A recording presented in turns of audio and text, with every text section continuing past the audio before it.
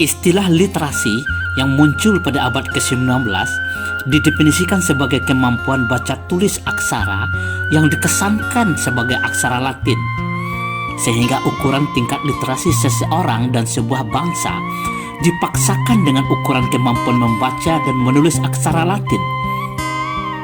Bagi leluhur kita, Nusantara, kemampuan membaca tidak dibatasi pada kemampuan membaca simbol-simbol teks, tapi juga membaca simbol dan gejala alam.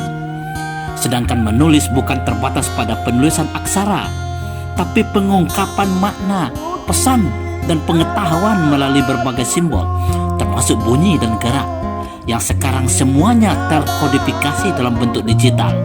Itulah literasi yang sesungguhnya. Alam tak kembang, jadikan guru.